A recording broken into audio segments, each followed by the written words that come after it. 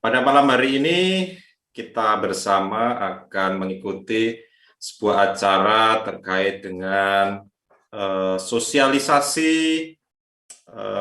program-program kegiatan Kampus Merdeka untuk mahasiswa ISI Yogyakarta dalam rangka menyongsong pelaksanaan Merdeka Belajar Kampus Merdeka atau MBKM. Nah, MBKM ini memang sudah dicanangkan oleh Kementerian Pendidikan dan Kebudayaan, kalau sekarang Kemendikbudristek gitu ya, oleh Menteri kita Pak Nadiem Makarim. Nah, sebetulnya apa itu MBKM gitu ya? Nah, malam ini kita bersama akan mengadakan sosialisasi itu supaya memahami terlebih dahulu.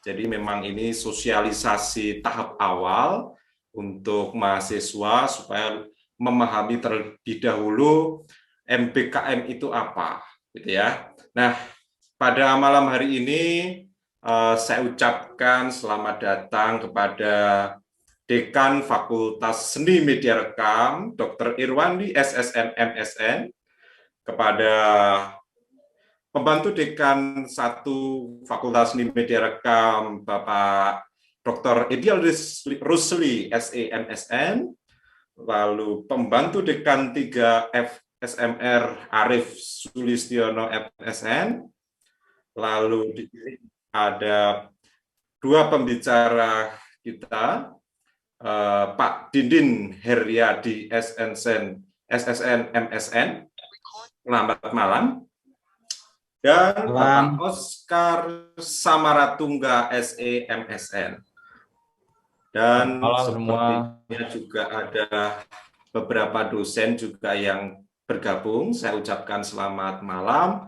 Dan tak lupa kepada seluruh mahasiswa, selamat malam, salam sehat, dan salam semangat. Nah, walaupun malam-malam seperti ini kita mengadakan sosialisasi, nah jangan lupa untuk mengkontak mahasiswa-mahasiswa yang lain dan share di grup-grup untuk diingatkan segera masuk di Zoom kali ini. Nah, karena waktu sudah menunjukkan pukul 19.23, sedianya akan dilaksanakan pukul 19.00, ini sudah terlambat ya. Nah, maka saya tidak akan berpanjang lebar, saya akan membacakan urutan acara pada malam hari ini. Pertama akan ada sambutan dari Bapak Dekan, Bapak Irwandi. Lalu pada acara inti nanti akan yaitu sosialisasi MBKM, Merdeka Belajar Kampus Merdeka, akan disampaikan oleh 4 pembicara, yakni ada Bapak Edial Rusli sebagai Pembantu Dekan 1, lalu Bapak Arif Sulistiono sebagai Pembantu Dekan 3, dan Pak Dindin Heriadi dari dosen-dosen tari FSP, dan Bapak Oscar Samaratungga Kajur atau Prodi Fotografi. Nah, begitu urutannya nanti untuk sosialisasi. Nah, berikutnya akan ada tanya jawab dan ditutup dengan penutup. Nah, nanti bagi para mahasiswa silahkan menyiapkan pertanyaan-pertanyaan. Jadi nanti akan ada tanya jawab. Kami membuka sesi tanya jawab. Baik, untuk itu saya tidak akan berpanjang lebar lagi. Saya persilahkan Bapak Dekan FSMR, Bapak Dr. Irwandi SSN MSM untuk menyampaikan sambutan kepada kita semua. Monggo. Baik. Terima kasih Mas Agustinus Dwi Nugroho. Selamat malam untuk semua. Selamat malam untuk semua. Salam bahagia, salam ceria, dan Assalamualaikum warahmatullahi wabarakatuh. Yang saya hormati jajaran pimpinan di Fakultas Seni Media Rekam, telah hadir di sini Bapak Pudek 1, Bapak Dr. Edial Rusli SE MSN, juga Ibu Pembantu Dekan 2, Ibu Retno Mustikawati MFA PhD, serta Bapak Arief Sulistiono MSN selaku Pudek 3 bidang kemahasiswaan. Selamat malam semua. Juga kepada narasumber Bapak Dindin Heriadi MSN dari Prodi Tari, serta Bapak Oskar Samaltungga. Juga ya, kepada yang saya banggakan, para dosen dan mahasiswa FSMR ISI Yogyakarta. Saya ulangi, selamat malam, Assalamualaikum warahmatullahi wabarakatuh. Pertama, malam ini saya sungguh bahagia bahwa kita dapat berkumpul dalam keadaan sehat walafiat. Sedikit laporan, di sini hujan, di Giwangan, Jogja tumben hujan karena ini masih bulan kemarau, musim kemarau. Jadi suasana agak sedikit dingin begitu. Nah, kedua, ingin saya menyampaikan apresiasi saya kepada seluruh jajaran pimpinan, juga kepada narasumber serta panitia dan hadirin para dosen yang telah hadir di sini, bahwa malam ini kita akan mendengarkan paparan tentang MBKM seperti yang disampaikan oleh pembawa acara tadi, Mas Agustinus, pembawa acara yang sudah sangat 5W1H gitu ya, lengkap gitu. Bahwa MBKM ini adalah sebuah program dari pemerintah yang membuka peluang bagi mahasiswa untuk mendapatkan pengalaman di luar kampus. Nah, dan MBKM ini mungkin baru 1-2 tahun ini dicanangkan oleh pemerintah semenjak Bapak Nadiem Makarim menjadi menteri. Nah, Fakultas Seni Media Rekam dalam hal ini merasa perlu untuk memulai atau menginisiasi sosialisasi ini di tataran fakultas kepada seluruh sivitas akademika, dosen dan mahasiswa.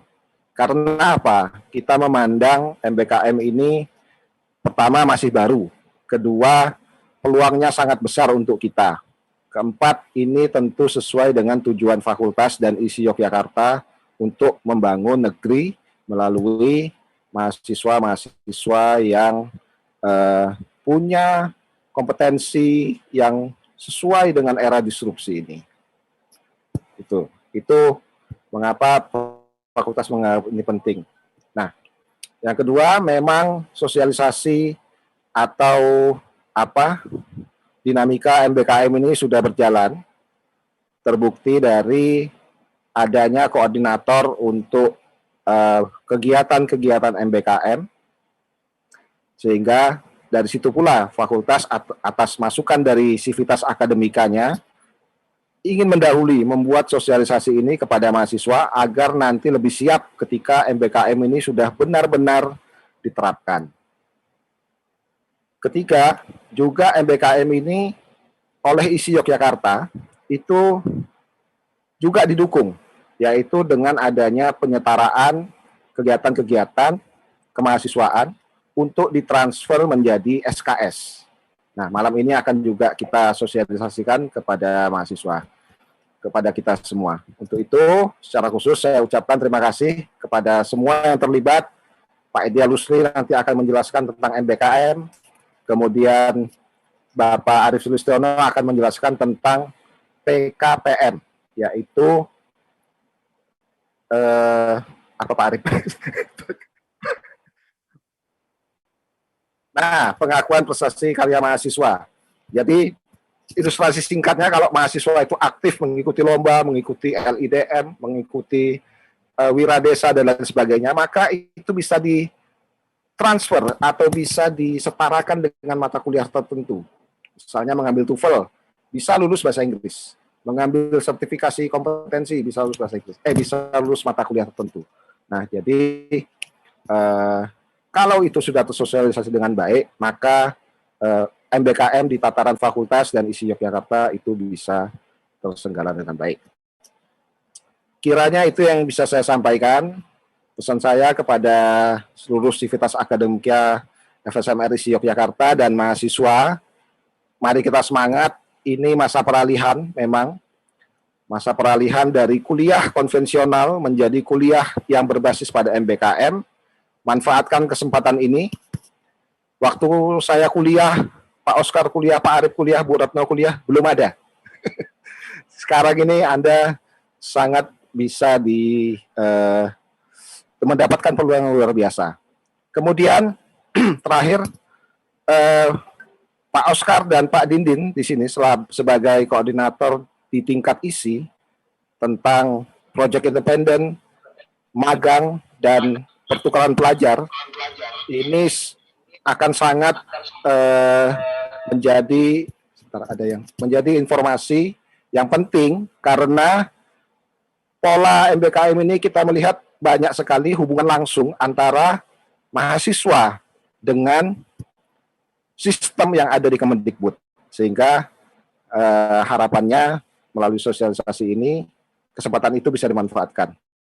Sekali lagi saya ucapkan terima kasih kepada semuanya, khususon juga kepada Pak Dindin dan Pak Oscar yang bersedia meluangkan waktu untuk berbagi untuk kita semua serta seluruh jajaran pimpinan di FSMR ISI Jakarta.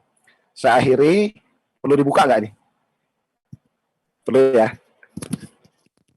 Ya, dengan restu dan semangat kita semua serta ridho dari Tuhan Yang Maha Esa, maka sosialisasi kegiatan kurikulum Merdeka Belajar Kampus Merdeka resmi dibuka. Terima kasih. Assalamualaikum warahmatullahi wabarakatuh. Waalaikumsalam warahmatullahi wabarakatuh. Terima kasih kepada Bapak Dekan, Pak Irwandi telah memberikan sambutannya pada malam hari ini dan memberikan sebuah motivasi bagi siswa yang hadir di sini untuk mengenal sesuatu hal yang baru yang ditawarkan oleh kementerian, dan ini kita mencoba untuk start ya lebih awal gitu ya untuk bisa mencoba hal baru itu, dan ini menjadi sebuah tantangan buat kita semua untuk menuju sesuatu yang menantang dan baru. Baik, selanjutnya kita masuk pada acara inti, yakni pada acara sosialisasi MBKM. Pada sesi pertama ini akan disampaikan oleh Bapak Pembantu Dekan 1 FSMR. Maka saya persilahkan untuk Bapak Ideal Rusli untuk bisa menyampaikan materinya. Waktu dan alokasinya sekitar 15 sampai 20 menit. Silakan Bapak. Ya, terima kasih. Assalamualaikum warahmatullahi wabarakatuh. Salam sejahtera untuk kita semua. Om Swastiastu. Salam budaya untuk kita semua. Yang terhormat Bapak Dekan. Recording stopped. Yang terhormat Ibu Pembantu Dekan 2, Ibu Retno. Recording in progress. Yang saya hormati Bapak Arif sebagai Pembantu Dekan 3, pembicara yang hebat-hebat ini. Ada Pak Dindin, selamat malam. Terima kasih waktunya. Dan nanti gongnya pembicara yang kedua adalah Pak Oscar sebagai pembicara kedua, dan tentunya juga nanti akan menjelaskan tentang MBKM pada program-program yang lain. Selamat malam juga pada jajaran yang Sivitas Akademika, Bapak Kajur, Bapak Sekjur, Bapak Kaprodi dan Sekprodi, dan para mahasiswa yang lain yang saya cintai semuanya. Malam ini memang ada acara sosialisasi tentang Merdeka Belajar Kampus Merdeka. Ini memang ada program baru dari pemerintah yang sebenarnya ini sudah 2 tahun yang lampau disosialisasikan. Nah, kali ini di tahun ini program Kampus Merdeka, Merdeka Belajar Kampus Merdeka, ini saya selalu keliru mengatakan MPKM dan MPKD, ini selalu keliru. Karena ada trauma di MPKD ini Pak Dindin. Baik, sebenarnya apa sih Kampus Merdeka?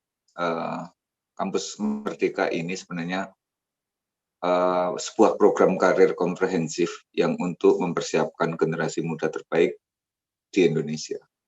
Jadi begini, sebenarnya program-program ini adalah untuk menampung gagasan-gagasan atau ide-ide yang sementara ini belum terwadahi. Dengan adanya Kampus Merdeka, Merdeka Belajar ini diharapkan nantinya mahasiswa akan mendapat kesempatan untuk mengasah kemampuannya sesuai dengan bakat dan minatnya dan terjun langsung ke dalam dunia kerja sesuai dengan karirnya di masa depan. Jadi ini adalah ajang langsung para mahasiswa-mahasiswi sekalian. Apabila Anda nanti mempunyai sebuah kesempatan dengan 8 program yang ada, di mana yang dulu tidak pernah terfikirkan, sekarang ini kemampuan-kemampuan itu bisa terakomodir dengan program-program yang sudah diselenggarakan. Misalkan yang dulu pinter bahasa Inggris, dulu TOEFL-nya misalkan sampai 500 sekian mungkin. Itu tidak ada penghargaannya, biarpun dia punya sertifikat. Dengan program ini tentunya akan ada konversi dan penghargaan dari mahasiswa-mahasiswa sekalian. Yang dulunya ikut lomba gitu ya, misalkan lomba karate, lomba dayung atau lomba renang dan lomba-lomba sekalian yang tingkatnya tarafnya nasional maupun daerah. Tentunya yang dulu tidak pernah terfikirkan untuk dihargai, malah sekarang pemerintah dan perguruan tinggi memberi penghargaan seluas-luasnya dan sebesar-besarnya kepada mahasiswa. Selanjutnya Pak Nyun Sewu Pak Dwi, slide berikutnya. Nah, nantinya itu dengan proses ini, dengan program MPKM ini, bagi mahasiswa akan memiliki kesempatan yang sebesar-besarnya. Misalkan, saya itu suka ke desa, terus melihat sesuatu perkembangan yang ada di desa. Kemudian saya ingin membangun desa saya. Maka di sini ada kesempatan seluas-luasnya untuk membangun desa. Yang dulu tidak pernah terbayangkan, misalkan, wah gimana ya, saya kurang mata kuliah ini. Saya butuh mata kuliah ini, tetapi saya nggak bisa untuk menempuh ini di perguruan tinggi, misalkan yang sama, atau di perguruan tinggi yang berbeda. Maka dengan MPKM ini, Anda diberi kesempatan untuk bisa menempuh ilmu seluas-luasnya. Nah, kesempatan ini tentunya ada 20 SKS dalam satu semester. Dan 2 semester dalam 40 SKS. Sehingga nanti Anda diberi keleluasaan untuk mengaspirasikan apa yang Anda inginkan. Misalkan seperti tadi yang saya katakan, saya ingin membangun desa saya. Sehingga di situ mungkin nanti akan dihargai menjadi 1 semester. Sehingga Anda 1 semester kuliah dan bekerja, kemudian mengimplementasikan apa yang Anda punya, keahlian, kemudian diimplementasikan kepada masyarakat. Nah, ini adalah hal yang menarik bagi mahasiswa-mahasiswi, sehingga nanti Anda tidak kuliah tetapi Anda dihargai sebesar 20 SKS. Dan masih banyak program-program yang lain. Mungkin terus Mas Dwi, saya berlanjut. Kemudian, kenapa sih kita harus mengikuti program Kampus Merdeka? Yang pertama, kegiatan ini banyak urusannya adalah dengan praktek di lapangan. Sehingga praktek di lapangan itu akan dikonversi menjadi SKS. Sehingga saya katakan tadi bahwa banyak peluang-peluang Anda yang berhubungan dengan SKS di luar lapangan, maka itu nantinya akan dikonversi menjadi SKS. Kemudian yang kedua adalah kenapa ini menjadi penting dan Anda harus mengikuti, karena ada eksplorasi pengetahuan, kemampuan di lapangan selama lebih dari 1 semester. Misalkan, yang dulunya itu saya seneng nyantri, misalkan, itu kalau dulu omongannya nyantri gitu ya, nyantri di sesuatu hal, misalkan ada yang difoto, misalkan nyantri di tempatnya tokoh A, atau yang di TV di sutradara A. Tentunya proses nyantri itu nanti akan dihargai dalam sebuah yang dulunya tidak pernah terfikirkan, terlintaskan, maka dia akan menjadi ada suatu hal untuk penambahan menjadi dan dikonversikan ke dalam SKS. Nah, di satu sisi yang lain bahwa Merdeka Belajar ini akan memperluas jaringan. Karena di situ ada program di luar program studi dan di luar kampus asal.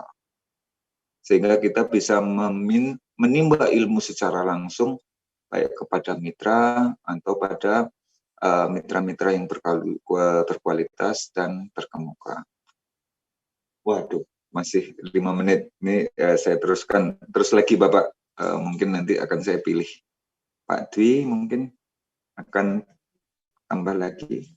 Ke bawah lagi Pak Dwi. Maaf. Halo? Mas Dwi? Bisa dipindahkan halamannya. Terus ke bawah lagi sampai ke nganu Pak Dwi. Nah, setelah ini. Ya, ini untuk menyingkat waktu. Sebenarnya masih banyak yang harus di atasnya Bapak, yang bentuk-bentuk kegiatan pembelajaran. Nah, ya betul. Terima kasih Pak Dwi. Nah, bentuk-bentuk pembelajaran nantinya itu ada 8 bentuk. Nah, sementara isi baru bisa 3, terutama di media rekam. Yaitu bentuk-bentuk yang ada di pembelajaran itu yang pertama adalah pertukaran pelajar. Kemudian magang atau praktek kerja. Ini yang biasanya nyantri dan sebagainya. Terus kemudian asistensi mengajar di satuan pendidikan. Jadi dia menjadi asisten misalkan di SMK yang suka mengajar di daerah-daerah tertentu. Terus kemudian di situ juga ada penelitian dan riset. Apabila Anda suka meneliti dan meriset sebagai periset, maka di situ juga ada kegiatan pembelajarannya juga. Nah, ini yang suka dengan proyek sosial, misalkan Anda ikut proyek-proyek sosial. Kalau saya berpikir seperti misalkan dulu, tapi saya tidak mengharapkan sekarang dan yang akan datang. Misalkan ada proyek kemanusiaan tentang gempa misalkan. Ada gempa di mana, terus kemudian Anda mengikuti program itu, maka ini salah satu contohnya. Maka di situ ada sebuah kegiatan yang nantinya bisa dihargai. Nah, dulu kan tidak pernah ada penghargaan-penghargaan itu menjadi SKS. Terus kemudian ada yang suka, misalkan suka menjadi entrepreneur, suka berwirausaha. Ini juga ada penghargaan untuk ke situ menjadi sebuah kegiatan pembelajaran. Nah, ada studi atau proyek independen. Ini juga ada. Dan yang menarik yang terakhir adalah membangun desa. Ini seperti KKN tematik lah. Jadi Anda membuat pembelajaran, membuat proses pembangunan pembelajaran dan membangun desa. Nah, yang dibahas dalam pembelajaran yang ada di sini nantinya ada 3 untuk pertemuan kali ini yang saya tulis warna hitam, yaitu tentang pertukaran pelajar, magang atau praktek kerja, dan ilmu independen.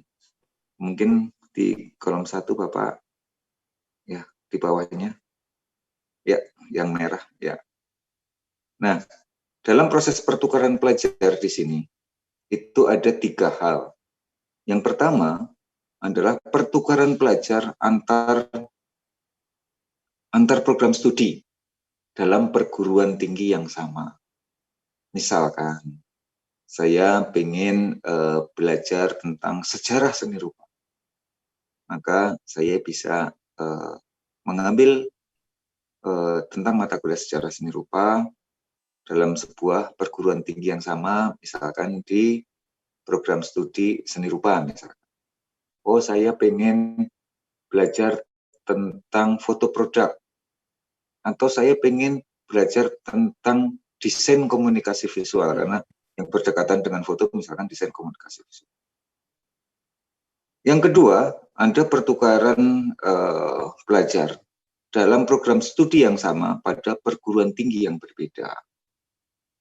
Ini yang bisa kami lakukan sementara ini. Kita menjalin kerjasama dengan 3 perguruan tinggi, UPNJ Jakarta, Unpas, dan yang kemarin ada di Jember. Yang ketiga adalah perputaran antar program studi. Nah, di sini pertukaran program studi pada perguruan tinggi yang berbeda. Nah, ini adalah program yang kedua dari pertukaran pelajar. Selanjutnya ke program kedua, Pak Dwi, mohon tolong Pak Dwi. Langsung aja ke bawahnya, ya, yang program magang. Nah, program magang ini adalah kalau dulu program magang itu kan hanya 1 semester gitu ya, atau 1 bulan di dalam 1 semester, tapi hanya beberapa bulan gitu ya. Maka program yang di sini ini bisa program magang itu dilakukan 1 sampai 2 semester. Nah, Anda bisa magang di situ. Nah, fungsinya magang nantinya diharapkan nanti Anda bisa bekerja di institusi di tempat magang itu, sehingga Anda sudah menjadi siap untuk bekerja di institusi tersebut. Kemudian yang terakhir yang nanti akan dibicarakan program yang berikutnya, yaitu program studi atau project independen. Nah, project independen di sini adalah nantinya Anda akan membuat sebuah project independen penelitian yang nantinya akan bermanfaat untuk Anda. Nah, tentunya kita di hari ini baru punya 3 project atau 3 kesempatan dalam membangun dalam project kegiatan, yaitu di Media Rekam baru 3, yaitu adalah pertukaran pelajar, magang praktek kerja, studi, dan project independen. Tentunya di project ini kita nanti yang diperkenankan adalah di semester ke-6 dan 7 kalau saya tidak salah. 6 dan 7 ya. Tentunya di situ project-project ini tentunya di semester 6-7 itu Anda bisa mengambil mata kuliah dengan kegiatan-kegiatan pembelajaran. Nah, di antaranya yang ada adalah pertukaran pelajar, magang, dan studi project independen. Diharapkan nantinya setelah Anda melakukan atau menyelesaikan kegiatan pembelajaran ini, diharapkan nanti itu berimplementasi langsung menuju ke TA, nah, atau ke skripsi. Nah, itu harapannya, sehingga nanti misalkan Anda magang di sini atau Anda melakukan pertukaran pelajar atau Anda melakukan magang kerja dan sebagainya, itu diharapkan nanti dari apa yang Anda di lapangan itu kemudian dijadikan sebuah skripsi atau TA. Itu saja karena ini waktunya sudah hampir 15 menit lebih gitu ya Mas Dwi ya. Tentunya masih banyak hal yang harus kita jelaskan di sini satu persatu. Namun nanti kita bisa tanya jawab di sesi terakhir. Terima kasih, kurang dan lebihnya saya minta maaf. Wassalamualaikum warahmatullahi wabarakatuh. Baik, terima kasih Bapak Ideal Rusli yang telah menyampaikan materinya. Wah, ini menarik sekali nih MBKM ini ya. Saya membayangkan jika saya masih mahasiswa, ini saya tertarik sekali untuk bisa mengikuti program MBKM ini. Keluar dari kampus, mendapatkan pengalaman yang sangat luas, dan itu setara dengan mata kuliah yang ada di kampus. Wah, ini sangat menarik sekali ini. Yes. Waduh, ini pasti banyak sekali pertanyaan dari para mahasiswa yang penasaran ini. Tapi tunggu dulu, tanya jawabnya nanti dulu. Kita berlanjut kepada Pak Dindin Heriadi terlebih dahulu. Bagaimana, Pak Dindin? Yang takut nanti lampunya mati ya Pak Dindin, semoga jangan mati lampunya. Iya, hujan deras sekali. Iya. Ya, baik. Terima kasih. Assalamualaikum warahmatullahi wabarakatuh. Waalaikumsalam warahmatullahi wabarakatuh. Salam sejahtera kita semuanya. Salam budaya. Yang saya hormati Pak Dekan, Bapak Pembantu Dekan 1, Pembantu Dekan 2, dan Bapak Pembantu Dekan 3, juga para mahasiswa, mungkin dosen juga, para mahasiswa. Terima kasih Pak Edial, diingatkan. Saya ingatnya hari Kamis Pak, jujur. Tadi siang diingatkan. Ya, saya diberikan tugas oleh lembaga untuk menjadi PIC dari kegiatan pertukaran mahasiswa merdeka dalam negeri atau disingkat PMMDN. Mungkin saya share screen ya, bisa dibuka sebentar.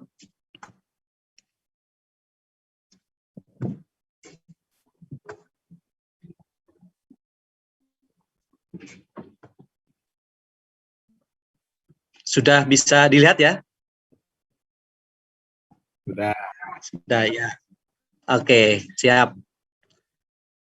Ya, program ini menurut Mas Menteri ya. Jadi menurut Mas Menteri ini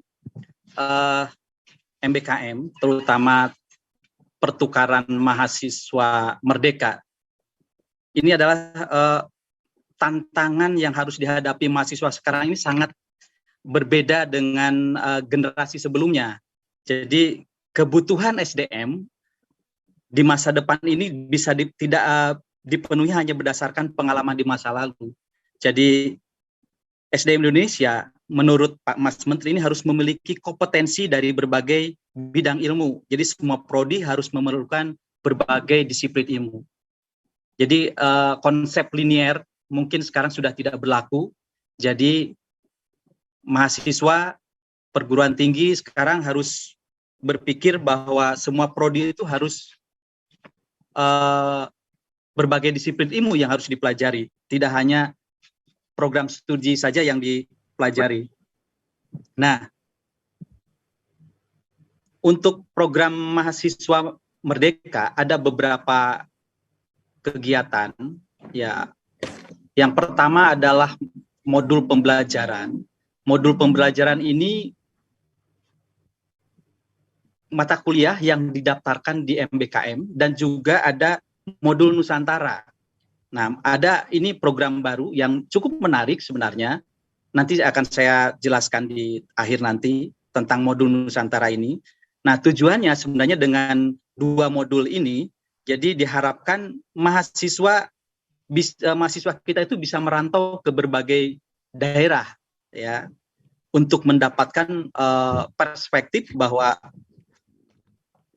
baru tentang negeri kita. Jadi bukan hanya mentolerir perbedaan, tetapi juga mencintai keberagaman. Ya, jadi itulah sebenarnya menurut Mas Menteri esensi dari pertukaran mahasiswa ini. Nah, saya singkat ya, PMMDN, jadi pertukaran mahasiswa merdeka di dalam negeri. Jadi memang ada juga pertukaran mahasiswa yang di luar negeri. PMDN ini yang saya bidangi yang sekarang ini memang lebih fokus di antar pulau, ya. Nah, yang pertama untuk mengembangkan kemampuan kepemimpinan dan soft skill mahasiswa agar mampu ya dengan beragam latar belakang untuk meningkatkan nilai persatuan dan nasionalisme. Ini saya dari beberapa sumber. Nah, yang kedua, memberikan pengalaman belajar di perguruan tinggi lain melalui sistem alih kredit untuk memperkuat dan memperluas kompetensi. Dan yang ketiga adalah memberikan pengalaman kebinekaan melalui berbagai kegiatan dengan modul Nusantara. Nah, bagaimana sebenarnya cara mengikuti PMDN ini? Jadi mahasiswa diminta untuk mendaftarkan di akun MBKM, nanti linknya ada di akhir, nanti saya sampaikan.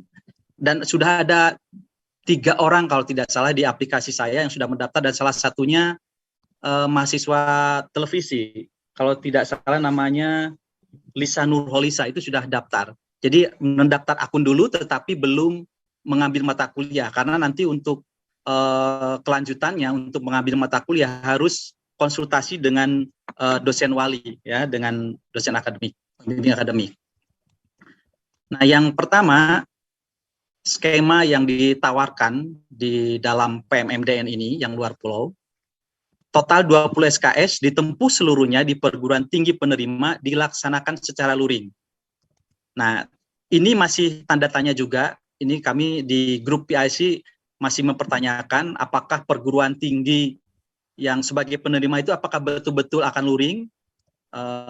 Ini masih jadi bahan pertanyaan. Jadi untuk sementara kita, karena setiap daerah berbeda-beda, ada yang bisa luring dan mungkin di Jawa ini yang sulit mungkin untuk luring, tetapi dikti di dalam rencananya ini total 20 SKS ini ditempuh seluruhnya di perguruan tinggi penerima yang dilaksanakan secara luring. Kemudian yang kedua, ada total 20 SKS dapat ditempuh dengan kombinasi, ya. Jadi 10 SKS di perguruan tinggi penerima, artinya di perguruan tinggi lain secara luring, dan 10 SKS itu secara daring di perguruan tinggi. Jadi misalkan ada mahasiswa isi yang mengambil yang kedua ini, jadi 10 SKS dia misalkan di Pulau Sumatera, sementara 10 SKS-nya dilaksanakan secara luring, yang 10 SKS di Sumatera dan 10 SKS itu di kampus secara daring. Itu konsep yang kedua yang ditawarkan. Dan yang ketiga adalah 20 SKS dapat ditempuh dengan kombinasi, ya, beberapa mata kuliah 10 SKS di perguruan tinggi penerima secara luring dan beberapa mata kuliah 10 SKS di mitra secara daring, dan atau perguruan tinggi pengirim asal secara daring. Jadi perguruan tinggi mitra itu jadi selain perguruan tinggi penerima, jadi ada perguruan tinggi penerima, ada perguruan tinggi mitra, dan pengirim. Pengirim itu yang misalkan kita sebagai kampus isi, kemudian yang penerima, yang mitra itu adalah kampus yang lainnya. Nah, itu ada 3 tawaran, dan ketiga-tiganya setiap perguruan tinggi harus menyediakan 2 SKS untuk kegiatan modul Nusantara. Jadi 10 SKS itu 2 SKS harus diambil untuk kegiatan mata kuliah modul Nusantara. Nah, ada kegiatan di modul Nusantara ini. Yang pertama adalah kebinekaan, kemudian inspirasi, kemudian refleksi, dan kontribusi sosial. Kurang lebih sebenarnya modul Nusantara ini seperti mengenalkan budaya setempat. Kemudian bisa jadi mendatangi misalkan salah satu tokoh yang benar-benar inspirasi tentang wawasan kebangsaannya. Jadi kegiatannya ini seperti jalan-jalan begitu, mendatangi tokoh, kemudian mendatangi misalkan kita ada Borobudur, misalkan ada Candi Prambanan, mahasiswa dikenalkan ke sana. Ini pelaksanaannya kuliahnya Sabtu Minggu, ya. Jadi jalan-jalan gitu, memang sehingga waktunya jadi Sabtu Minggu. Nah, ini ada manfaat yang bisa didapatkan oleh mahasiswa. Jadi selain mendapatkan pengakuan resmi mata kuliah maksimal 20 SKS, juga bisa mendapatkan berbagai dukungan insentif selama mengikuti program, karena ada bantuan yang ditanggung oleh pemerintah untuk pelaksanaan kegiatan ini.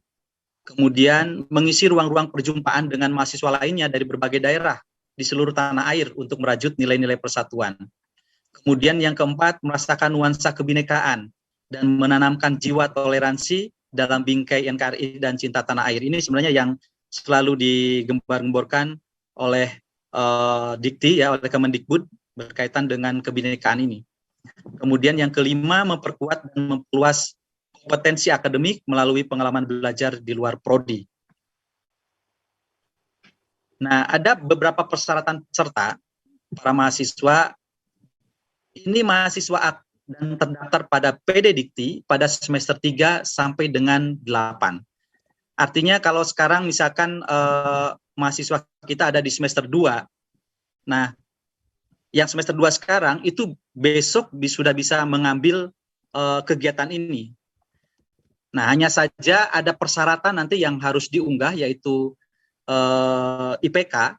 Andai kata IPK itu belum keluar, maka yang dipakai, yang diupload di dalam aplikasi itu adalah IPK di semester 1.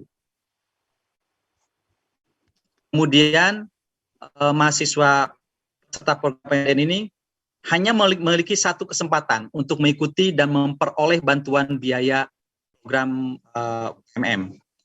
Kemudian yang ketiga, memiliki IPK sekurang-kurangnya 2,75 dan atau berprestasi sekurang-kurangnya di tingkat provinsi yang ditunjukkan dengan bukti yang resmi. Ini juga bukti-buktinya harus diupload di dalam aplikasi. Nah, yang IP 2,75 ini memang disyaratkan untuk melampirkan bukti prestasi. Nah, sebenarnya yang IP 3,0 itu tidak diwajibkan untuk memasukkan prestasi. Kemudian yang keempat, memiliki kemampuan dan peluang untuk mengembangkan penalaran wawasan serta integritas kreatif dan inovatif. Kemudian yang kelima, tidak pernah dikenakan sanksi akademik dan non-akademik pada perguruan tinggi pengirim. Kemudian bersedia mentaati seluruh ketentuan yang tertulis di dalam POB, program PMM, dan mendapatkan rekomendasi dari perguruan tinggi asal dan izin orang tua. Nah, nanti untuk rekomendasi dari perguruan tinggi ini bisa diunduh ya di formatnya di dalam aplikasi. Nanti untuk sementara ya kami belum bisa memastikan betul karena masih perdebatan, karena ternyata dari Dikti juga masih simpang siur.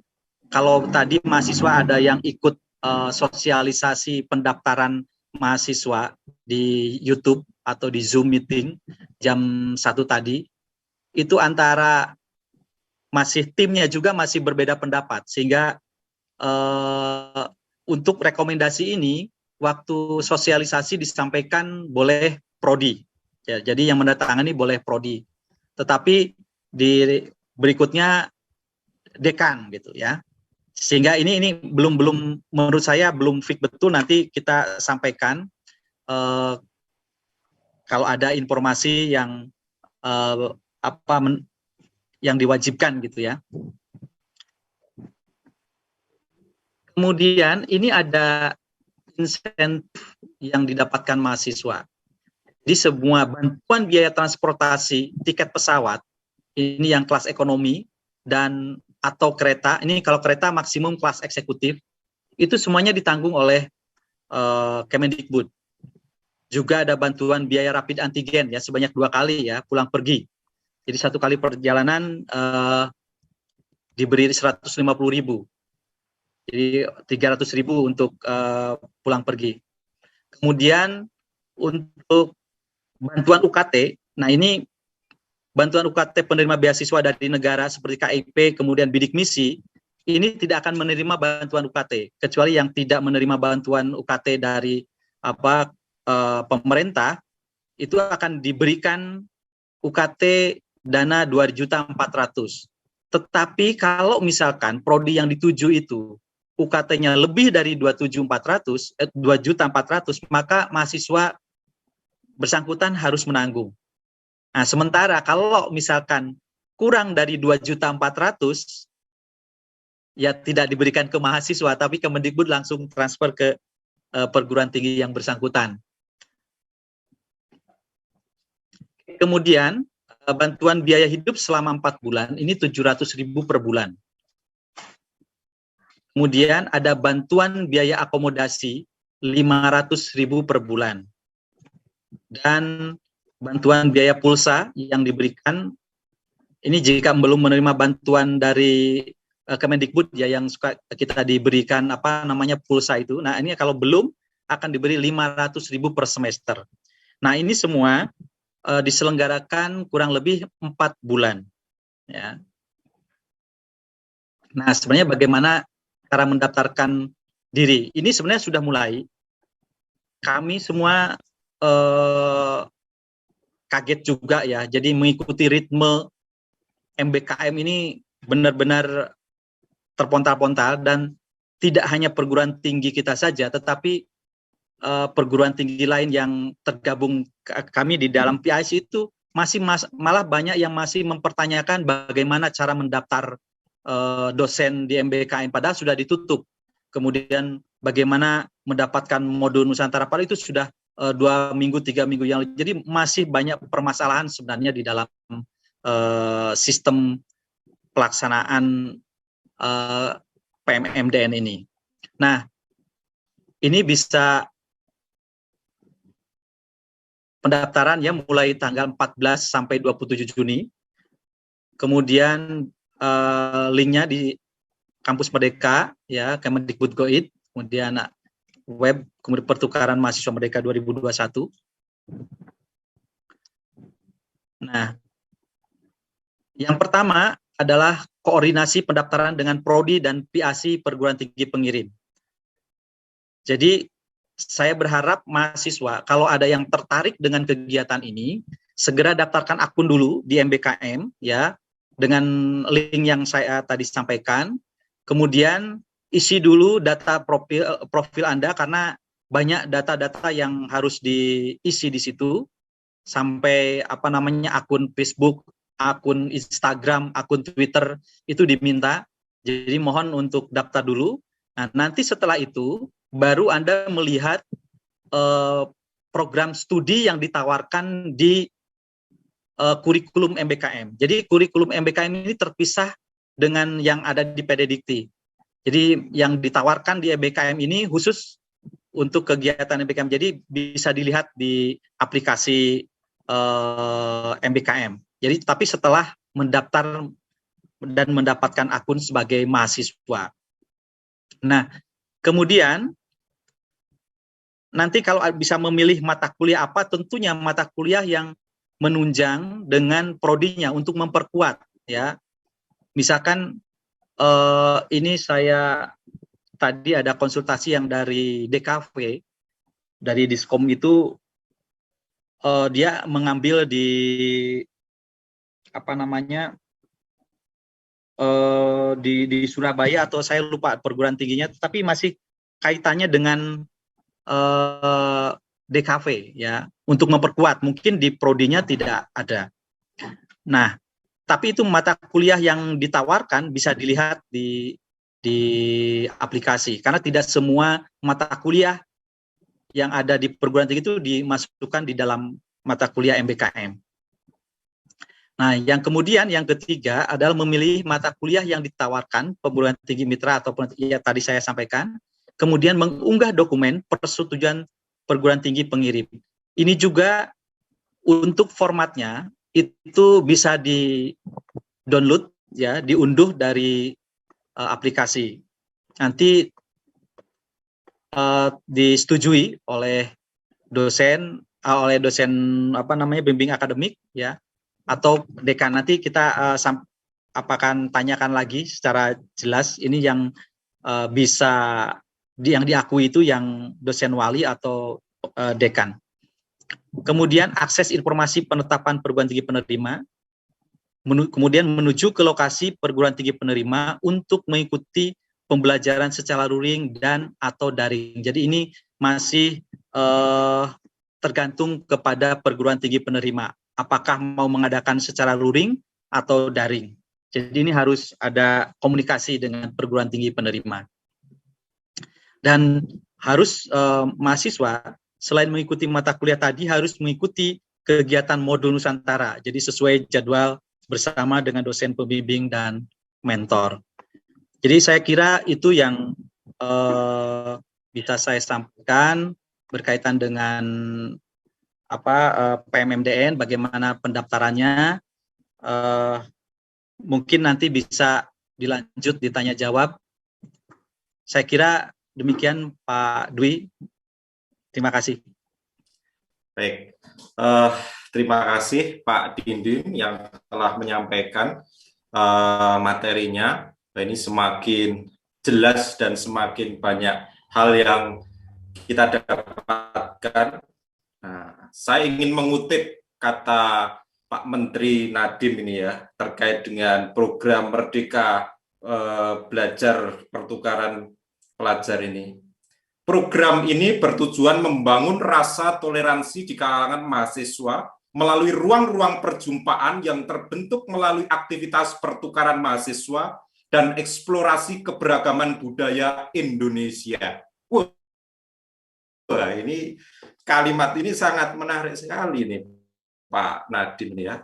Sesuai dengan penjelasan Pak Dindin tadi, secara teknis, wah ini harus segera untuk mendaftar karena tanggal 27 Juni ditutup ya Pak Dindin ya. Betul, tanggal 27. Ya, nah ini coba bayangkan itu kuliah, jalan-jalan, dibayarin, dapat ilmu, pengalaman baru, dan multidisiplin ilmu. Nah, ini sangat menarik sekali. Nah, ada satu materi lagi yang terkait dengan magang yang akan disampaikan oleh Pak Oscar Samaratungga. Kami persilakan. Baik, terima kasih Mas Agustinus Wingo sebagai moderator. Suara saya cukup jelas ya, terdengar ya? Terdengar. Yang pertama, Assalamualaikum warahmatullahi wabarakatuh. Yang terhormat Bapak Dekan, beserta jajaran pimpinan di Fakultas Seni Media Rekam. Kemudian juga ada Mas Dindin yang malam ini bisa bergabung dengan kami. Terima kasih Mas Dindin. Dan juga Bapak Ibu dosen dari Prodi Fotografi dan juga Prodi Film dan Televisi. Dan juga teman-teman mahasiswa yang malam ini bisa bergabung. Ya benar, bergabung aja di sini. Tolong kasih tahu teman-teman yang lain daripada bengong nungguin hujan reda kan. Mendingan gabung di sini, dapat info, dapat pengetahuan, dan syukur-syukur nanti bisa bergabung di program MPKM ini.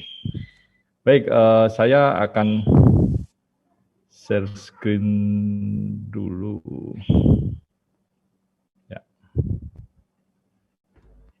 Baik, sebentar. Sudah kelihatan ya?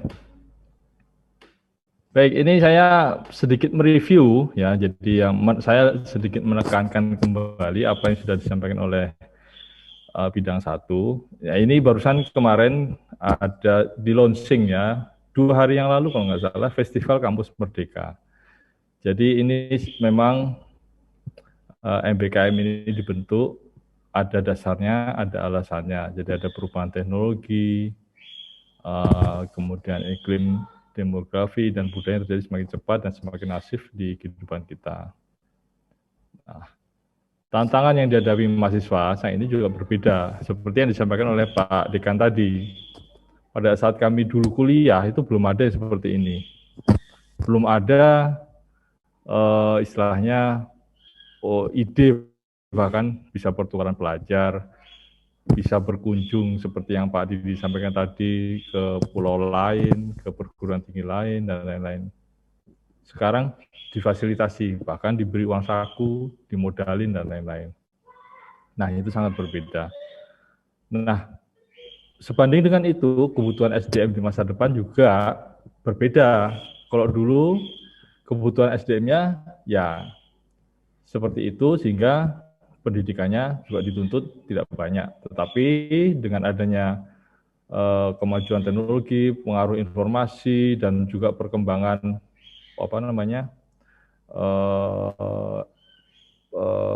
masyarakat ekonomi dunia atau Asia, itu juga bahkan tenaga kerja Asia bisa dengan mudah bekerja di Indonesia, bahkan sebentar lagi SDM dari negara lain juga bisa ke Indonesia bekerja. Nah, ini kan tantangan juga bagi SDM di Indonesia untuk bisa menjadi tuan rumah. Nah, ini mulai dibidiklah mahasiswa-mahasiswa untuk menjadi SDM unggul. Nah, untuk itu bersaing di tingkat dunia, SDM Indonesia harus memiliki kompetensi dari berbagai ilmu. Nah, maka itu semakin cepat perguruan tinggi itu berlari memenuhi SDM untuk masa depan. Nah, ini contohnya, jadi yang disampaikan tadi, kalau di peraturan menteri itu peraturannya itu mahasiswa diperbolehkan mengikuti kegiatan 3 semester di luar kampus. Tetapi untuk ISI Yogyakarta itu mengambil kebijakan hanya 2 semester. Jadi memang maksimal 3 semester. Nah, ISI Yogyakarta mengambil kebijakan untuk hanya 2 semester, sehingga mahasiswa hanya diperbolehkan mengikuti kegiatan MBKM selama 2 semester. Nah, kemudian jenis kegiatannya ini seperti ini ya. Ada magang, praktik kerja, kemudian proyek studi independen, kampus mengajar, penelitian atau riset, kegiatan wirausaha, membangun desa, pertukaran pelajar, dan proyek kemanusiaan. Nah, ini yang 8 kegiatan yang ditawarkan dalam Kampus Merdeka. Nah, semua kegiatan ini bisa diikuti dan nantinya dikonversi menjadi SKS. Tetapi sampai saat ini baru 4 kegiatan yang dibuka oleh kementerian. Ya, ada magang, studi independen, kemudian pertukaran pelajar, dan membangun desa sepertinya. Tapi baru ada 4 itu. Nah, ini program unggulan yang nanti akan didanai dan dijamin 20 SKS di tahun 2021. Yang pertama adalah magang dan studi independen. Nah, ini yang nanti akan saya jelaskan lebih lanjut. Kemudian ada Indonesian International Student Mobility Awards. Nah, ini pendaftaran untuk pertukaran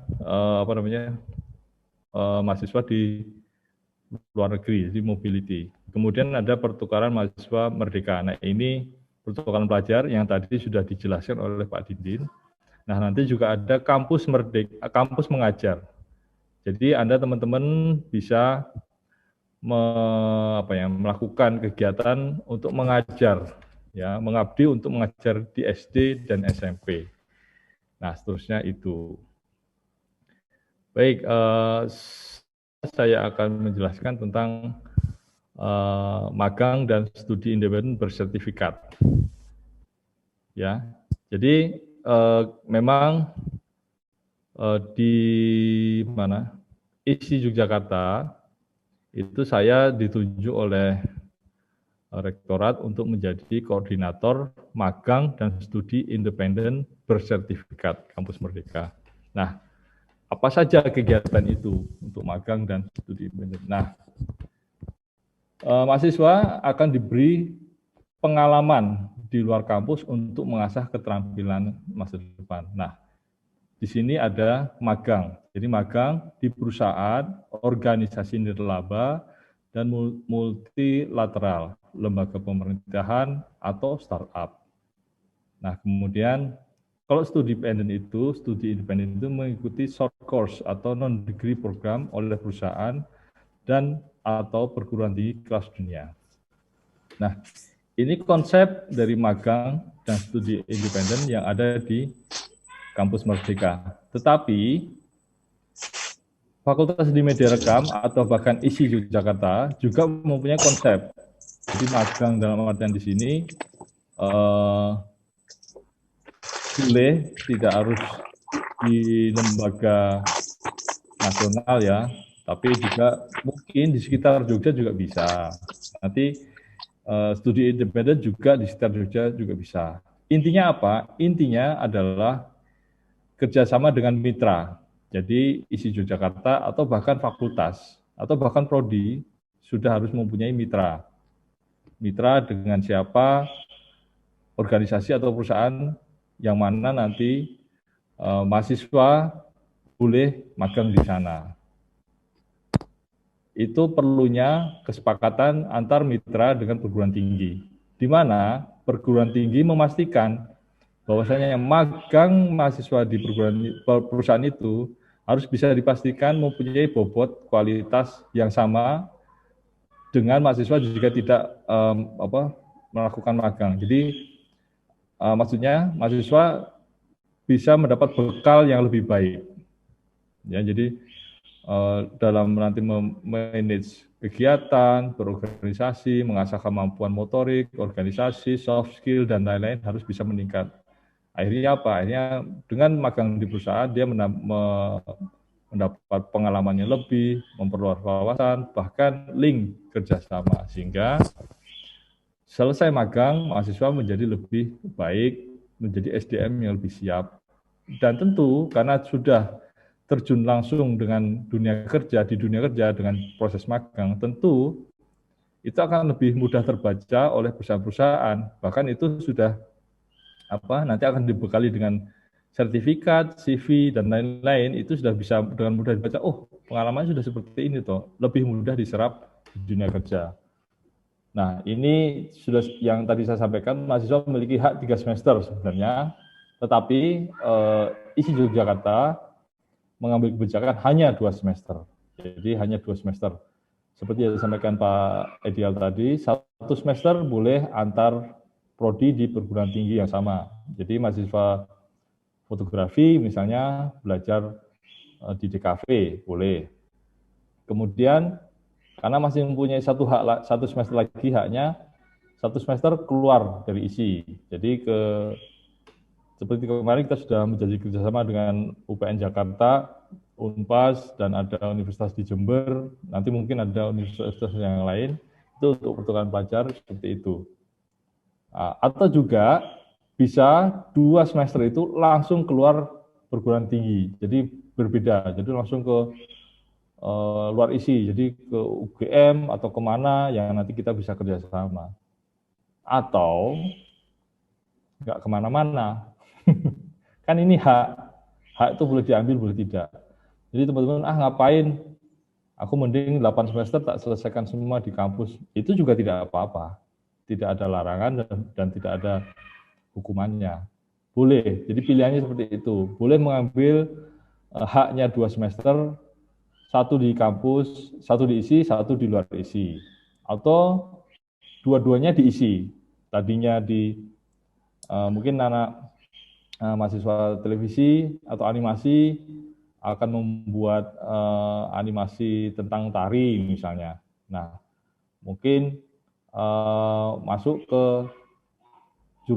prodinya Pak Dindin, boleh belajar tentang tari, gerakan tari tari Jawa, tari apapun itu bisa.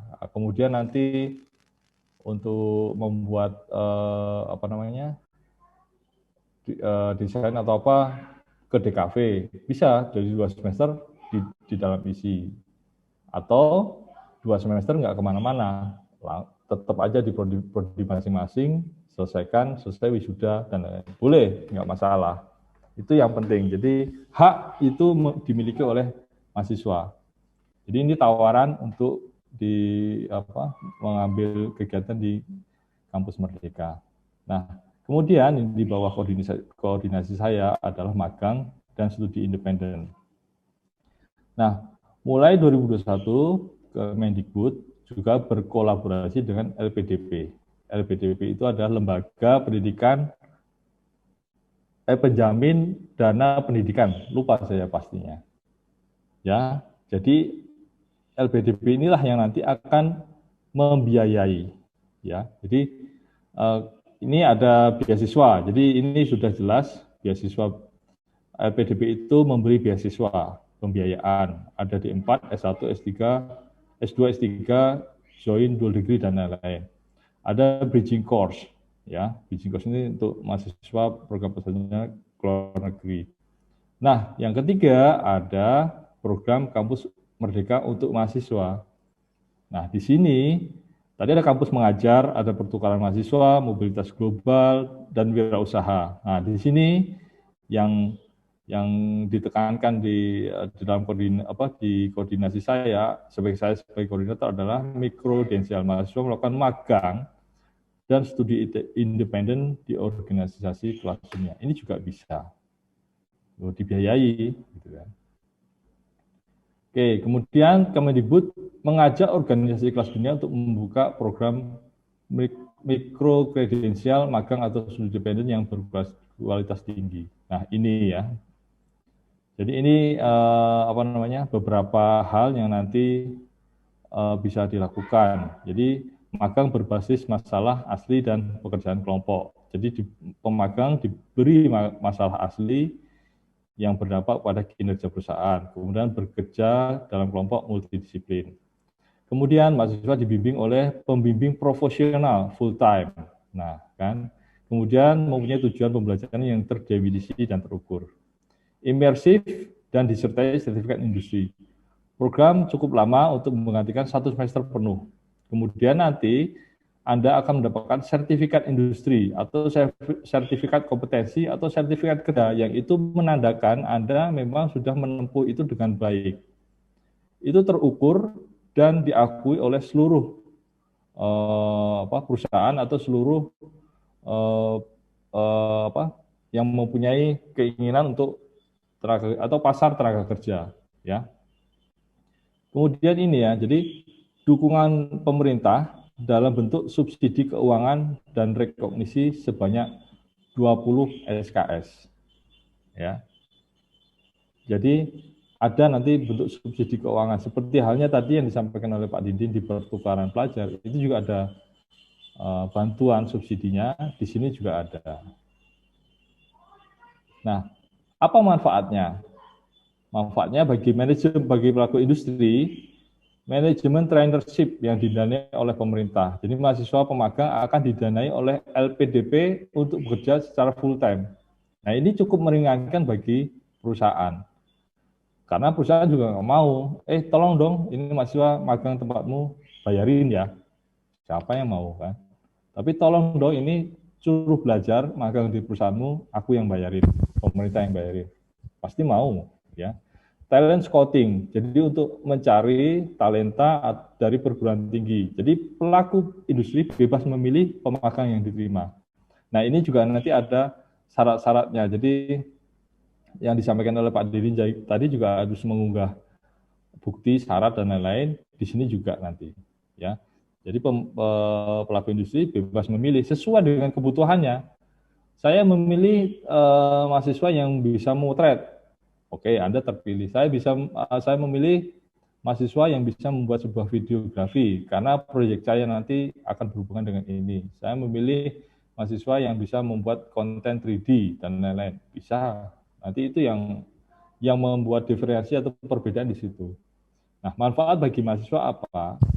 Membangun keterampilan yang relevan dengan kebutuhan dunia kerja. Nah, ini yang sangat penting, ya. Karena apa? Karena itu sudah sangat dekat sekali dengan kenyataan dunia kerja magang ini, ya. Karena magang Anda langsung terjun di perusahaan yang benar-benar bekerja di dunia industri atau dunia kreatif. Kemudian yang kedua, belajar praktik terbaik langsung dari organisasi kelas dunia, bisa seperti itu. Kemudian sertifikat industri. Nah, ini yang diakui oleh pemerintah, perguruan tinggi, dan dunia kerja untuk karir masa depan. Kalau di ISI Yogyakarta sudah mempunyai LSP, ya. lembaga sertifikasi profesi. Anda mengikuti di sana, dilakukan uji kompetensi, kalau lulus Anda dinyatakan kompeten. Nah, kompeten itu dinyatakan dengan apa? Dengan sebuah sertifikat kompetensi. Dan itu dikeluarkan oleh Badan Sertifikat Kompetensi, Badan BNSB, Badan Sertifikat Nasional Indonesia. Itu diakui oleh Indonesia, bahkan diakui oleh seluruh dunia juga. Jadi itu sudah terbaca nanti di situ. Nah, sertifikat industri ini itu juga diakui oleh pemerintah, perguruan tinggi dan dunia kerja untuk karir masa depan. Nah, ini keuntungannya atau manfaat bagi mahasiswa. Nah, dukungan pemerintah untuk program magang dan studi independen berkualitas tinggi ini adalah subsidi uang saku pemagang, subsidi at cost untuk mahasiswa yang bermagang atau mengikuti studi independen berkualitas tinggi. Jadi ketentuannya jumlah per pemagang sesuai dengan standar perusahaan, jumlah mahasiswa mengikuti studi independen sesuai dengan harga yang dengan perusahaan. Tidak ada batas jumlah mahasiswa. Kemudian ada subsidi gaji mentor atau pengajar. Nah, ini nanti misalnya dari sebuah perusahaan itu sudah ditunjuk ya untuk mendampingi atau menjadi mentor dari si pemagang ini, akan juga mendapat biaya subsidi, bukan semuanya tapi mungkin subsidi ya. Nah, kemudian ada subsidi pengembangan program. Nah, ini subsidi sejumlah maksimal 100 juta untuk setiap perusahaan untuk kegiatan-kegiatan kegiatan pengembangan program. Ini juga kan jadi perusahaan bikin program magang misalnya. Program magang apa? Ya dibikin program-program yang bisa diikuti atau proyek ya yang bisa diikuti oleh mahasiswa. Mahasiswa mana? Apapun silakan. Misalnya tentang branding, yaitu mahasiswa yang ranahnya di ilmu komunikasi, multimedia atau kesenian bisa diserap di sana. Mungkin tentang pemasaran, nah itu ranahnya mahasiswa ekonomi, manajemen, dan lain-lain. Program tentang pitching, mahasiswa akuntansi, keuangan, dan lain seterusnya. Jadi ini pancingan bagi perusahaan-perusahaan untuk membuat program yang bisa diikuti oleh para pemagang, sehingga terserap dengan baik. Nah, ini yang cukup menarik di sini ya. Nah, kemudian ini contoh program di berbagai sektor, ada perusahaan teknologi digital, energi terbarukan, organisasi nirlaba. Nah, semua program akan dilakukan dengan format kerja kelompok dengan pembimbing profesional dan bernilai 20 SKS. Artinya apa?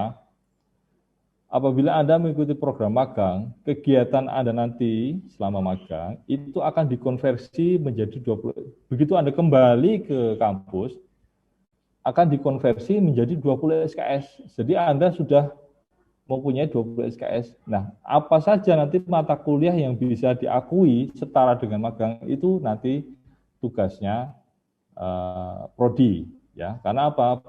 Karena prodi harus menunjuk dosen pendamping.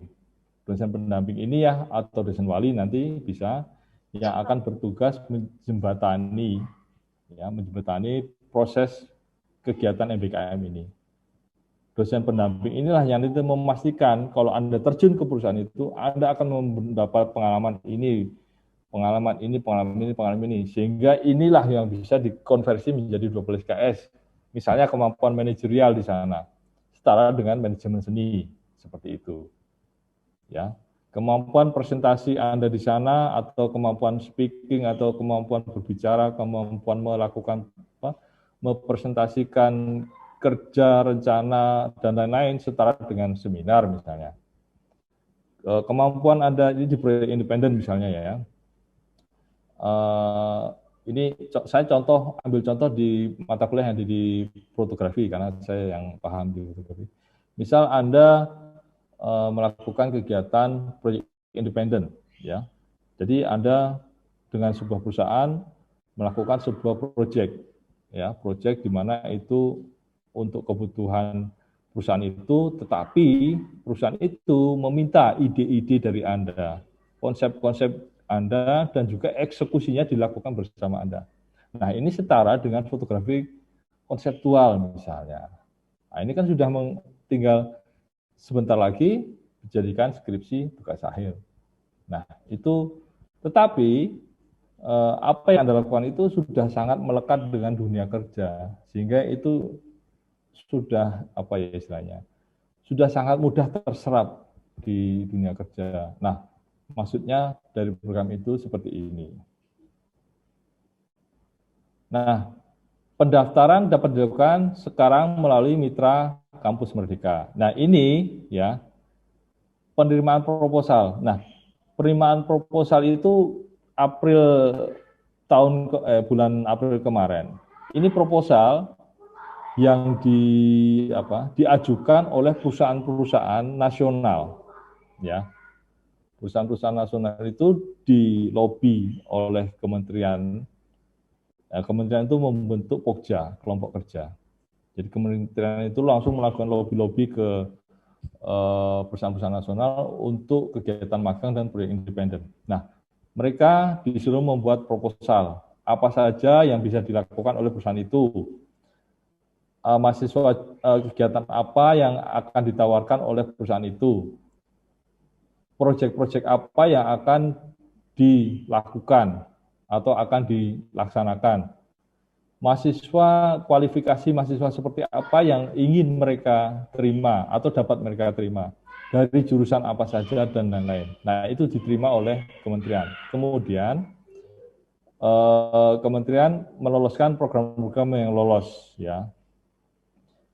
Jadi jika lolos, perusahaan dapat sosialisasi program Kampus Merdeka. Setelah itu, mahasiswa melakukan pendaftaran. Jadi pendaftaran itu sebenarnya sudah, ini bukan Agustus ya, tapi Juli kalau nggak salah. Juli. Karena apa? Karena program magang dan kampus proyek independen ini atau program-program BKM ini nanti akan dilaksanakan di semester depan, di semester gasal 2021-2022. Sehingga pendaftarannya harus selesai di bulan Agustus, baik itu tadi pertukaran pelajar ataupun magang dan proyek independen, ya. Nah, ini ada opsi kerjasama lain untuk calon mitra industri, ada matching fund dan competitive fund. Tidak usah saya jelaskan karena ini untuk mitra. Terima kasih. Itu yang sedikit saya jelaskan. Kemudian saya akan menyambung tentang, ini ada panduannya, ya, panduan singkat tentang magang dan studi bersertifikat independen, studi independen bersertifikat. Nanti akan saya share di chat, ya. Nanti bisa Anda download link PDF-nya. Kemudian ini juga ada user guideline, ya. Jadi mahasiswa cara mendaftarnya bagaimana, webnya di mana dan lain-lain. Ini bisa Anda, nanti akan saya share juga untuk user guideline-nya. Nah, sebagai ini infografisnya, ya, timeline seri 1. Jadi April sampai Mei kemarin itu penerimaan proposal dari mitra. Kemudian Mei review proposal, 6 sampai 4 Juli penerimaan atau penolakan proposal dari perusahaan. Kemudian 8 Juni, nah sudah dimulai, sampai 31 Juli nanti adalah proses pendaftaran melamar program oleh mahasiswa dan seleksi penerima mahasiswa oleh mitra. Ya, jadi kita masih punya waktu. Saya harap teman-teman nanti mendaftar, ya. Nah, ini calon mitra meminta mahasiswa misi dari berbagai jurusan. Jadi mungkin ada teman-teman dari D3 ya di sini. S1 itu memiliki porsi yang cukup besar karena memang MBKM ini pelaksanaannya di ranah S1.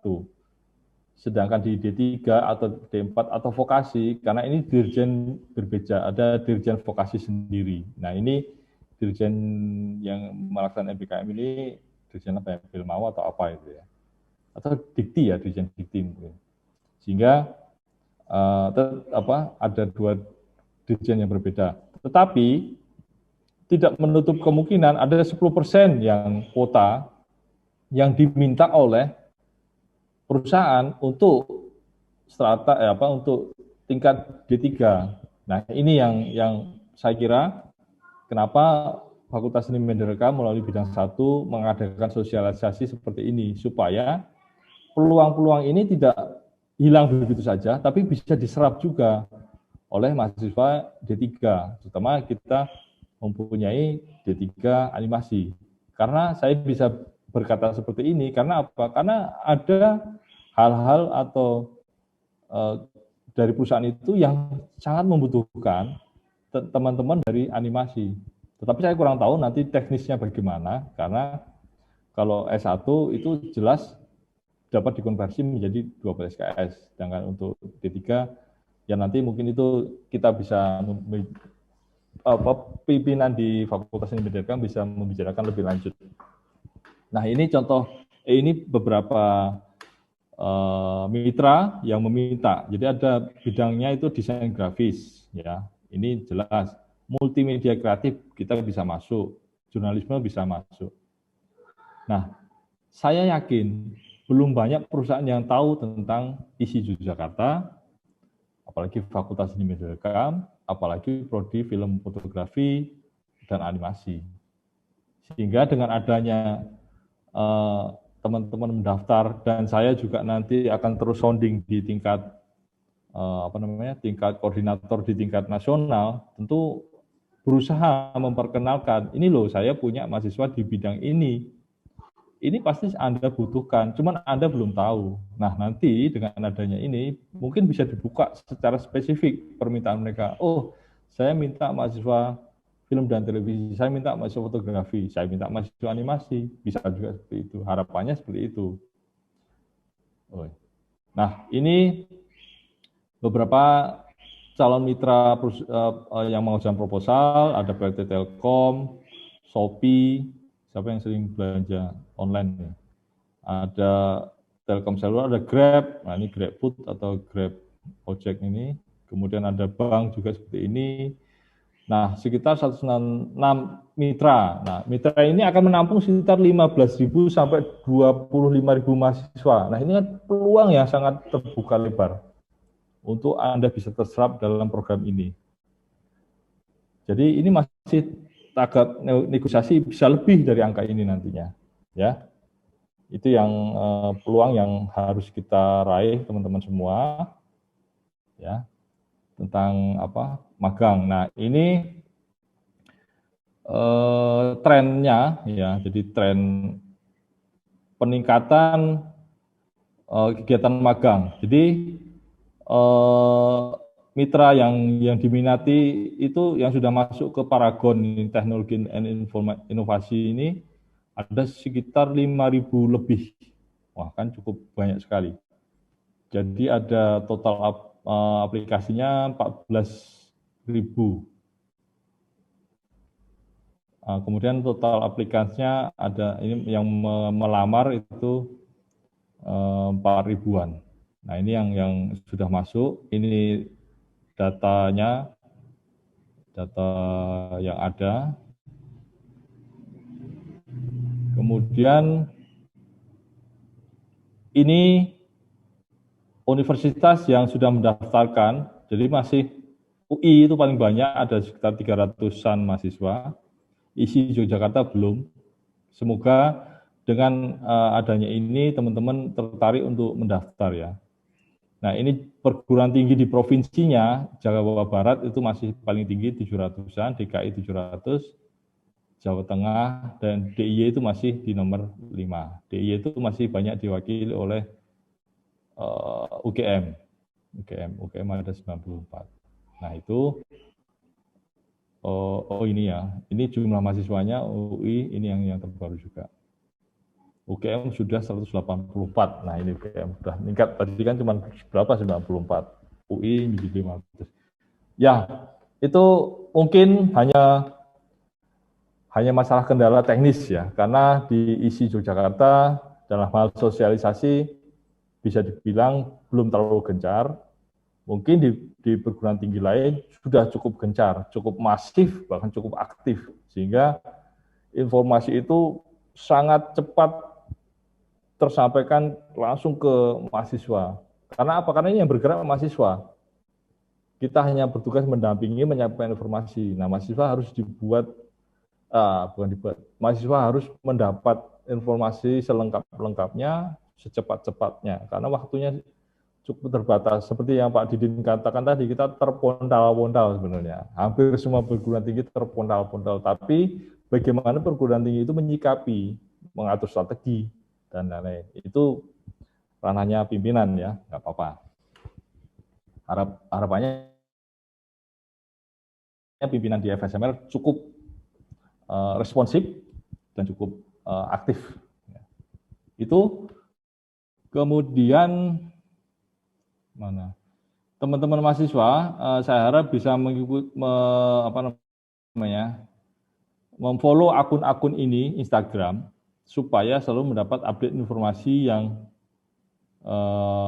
jelas dan cepat, lengkap ya. Silakan untuk kampus Merdeka Belajar MBKM ini ada ini informasinya, IG-nya, magang dan studi independen bersertifikat, IG-nya di sini, pertukaran mahasiswa ini, dan kampus mengajar ini.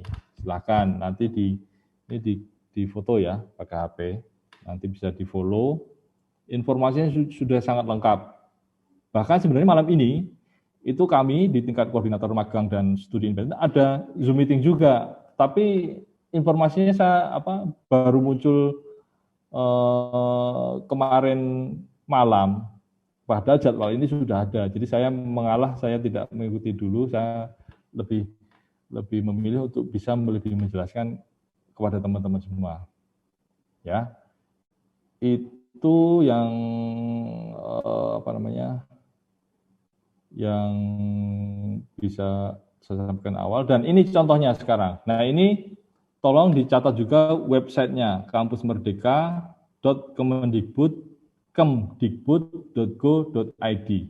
Nah, Anda bisa masuk, nanti Anda mendaftar di sini ya, masuk alamat email, kata sandi, masuk ya. Anda atau kalau belum punya, Anda daftar. Silahkan daftar, buat akun dulu, nggak apa-apa, untuk bisa masuk mengikuti program-program ini disampaikan Pak Dini tadi. Kemudian programnya ada di sini. Nah, ini program yang sedang berjalan. Mas Dwi, terbaca ya? Saya share screen-nya. Saya cepat ini. Terbaca. Lancar ya, aman ya? Untuk mempercepat waktu saya. Jadi program yang sedang berjalan, magang, pertukaran pelajar, pertukaran mahasiswa merdeka, dan studi independen. Periodenya bisa dibaca di sini, dilihat, masih ada waktu semua. Ya. Kemudian program yang akan dibuka, Indonesian International Student Mobility Award. Bisa, ini akan segera dibuka. Kampus mengajar belum dibuka, tapi akan membangun desa, KKN tematik, wirausaha, riset dan penelitian. Jadi 6 kegiatan ini, 6 program ini akan dibuka. Tetapi yang sudah dibuka ini, ya. Oke, sekarang saya klik magang. Nah, contohnya ini 3D artist. Nah, ini kan mahasiswa animasi langsung bisa terserap. Saya klik di sini. 2D artist, IT Total Solution, malah di Jogja meneh magangnya. Enak banget tuh ini. Lowongan ini bersertifikat, konversi SKS dan kualitas kegiatan dijamin oleh tim Kemdikbudristek. Nah, kamu akan ada jadwal masuk ke kantor dan bekerja dari manapun. Enak banget toh, sambil kuliah bisa, sambil kekaran di kos-kosan bisa, nongkrong di angkringan juga bisa.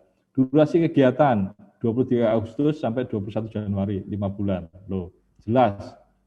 Rinciannya apa? Pembuatan produk aplikasi dan game. Wah, Mas Arif, Pak Kaprodi ada nggak ya animasi?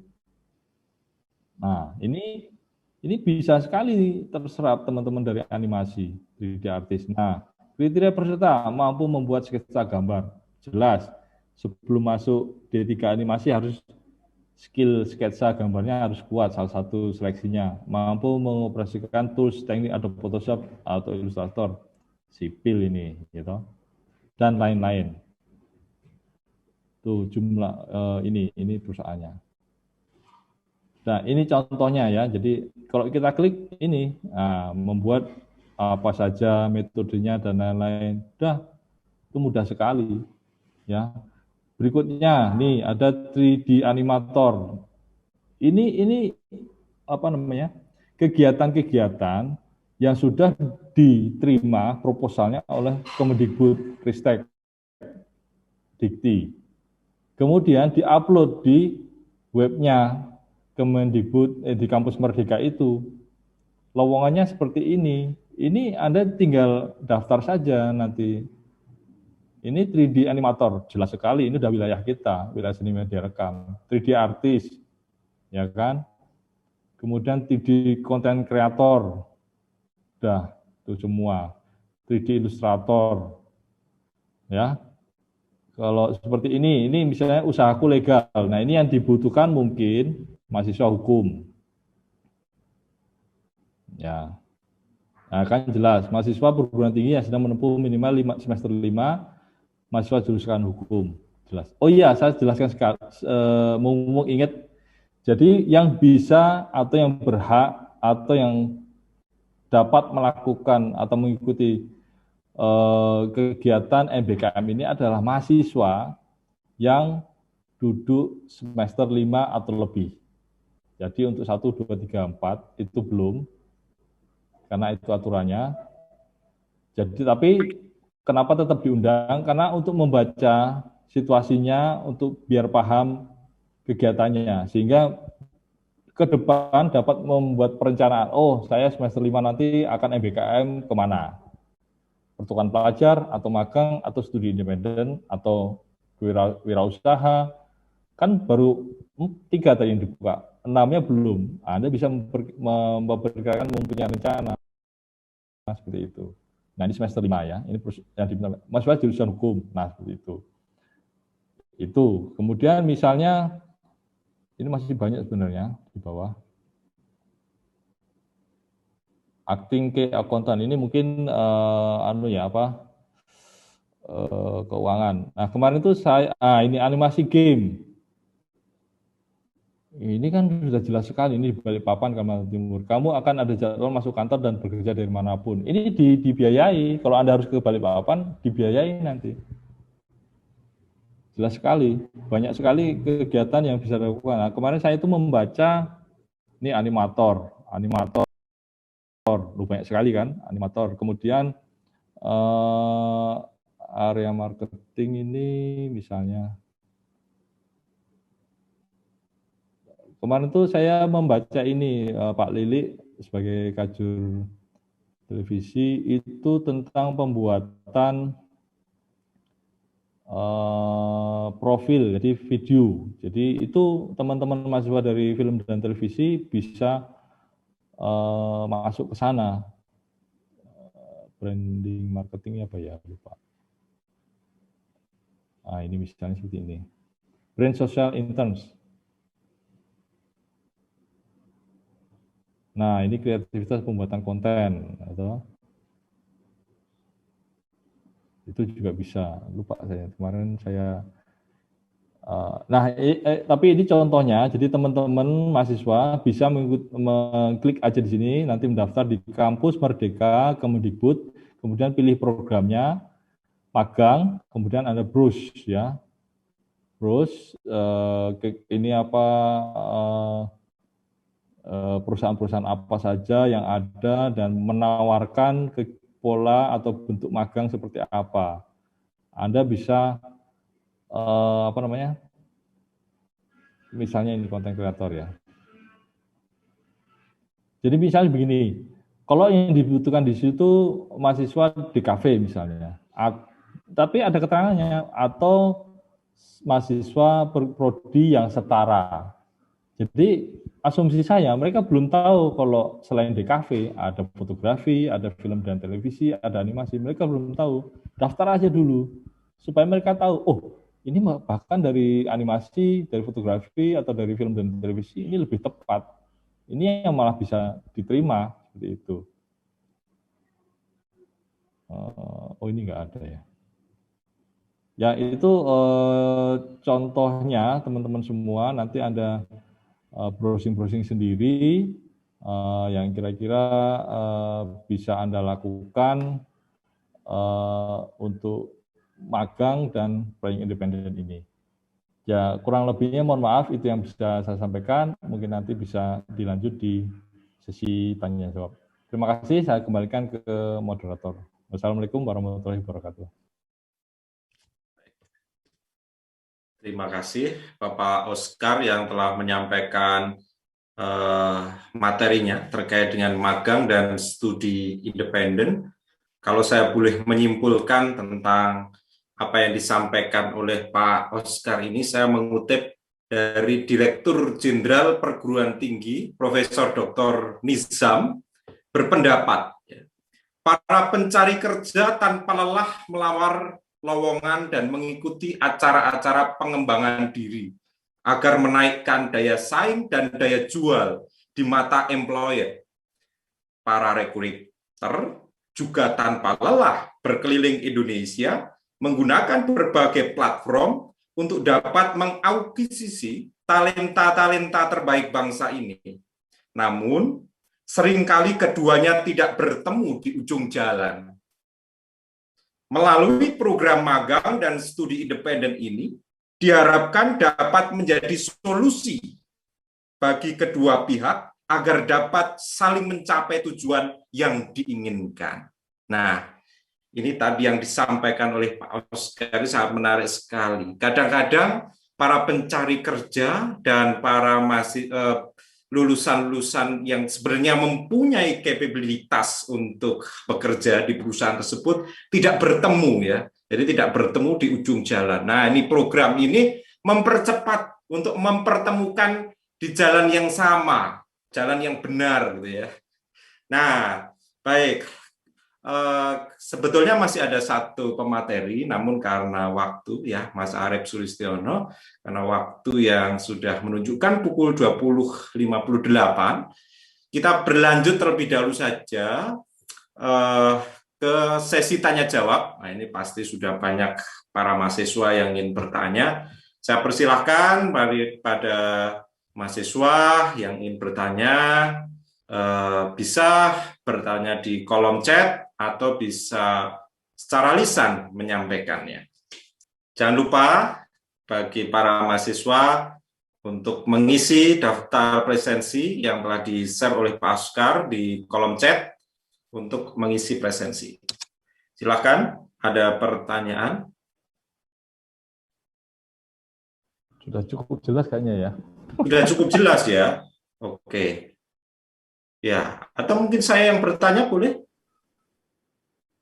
Boleh. Oke, dari beberapa penjelasan dari Pak Edial, ini sambil para mahasiswa mengumpulkan pertanyaan.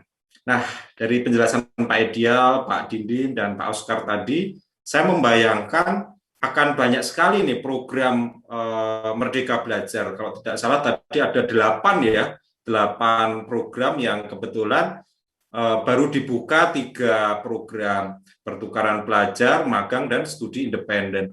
Nah, kalau saya tidak salah menangkap, mungkin program ini langsung dibuka oleh Kemendikbud ya, dan apakah nanti dimungkinkan juga dari institut dan fakultas sendiri juga ke depan akan juga membuka program-program ini. Jadi mungkin ada saya membayangkan ada 2 jalur ini, ada yang dari pusat Kemendikbud dan nantinya sambil mempersiapkan Institut Seni Indonesia Yogyakarta dan fakultas mempersiapkan pembukaan program-program ini secara mandiri di kampus. Apakah begitu? Monggo bisa dijawab. Baik, saya mencoba menjawab. Benar Mas Dwi, prediksinya benar. Jadi memang kalau dari Kemendikbud itu memfasilitasi secara nasional, tetapi untuk tingkatan istilahnya perguruan tinggi itu bisa melakukan kegiatan MBKM dengan ranah antar perguruan tinggi di Jogja atau di Indonesia secara sendiri. Jadi misal contoh kemarin ISI Yogyakarta itu sudah penandatangan MOU dengan Unpas. Dengan Universitas Jember apa sudah ya Pak Dekan? Sudah. Sudah ya. Nah seperti itu. Kemudian antar antar fakultas. Fakultas sudah menandatangani perjanjian kerjasama dengan perguruan tinggi juga, seperti UPN Jakarta, itu yang Medilkam ya, kemudian dari FIS, Unpas juga, dan tentu itu mitra itu tidak hanya dari perguruan tinggi, tapi nanti juga mitra dari IDUKA, industri dan dunia kerja.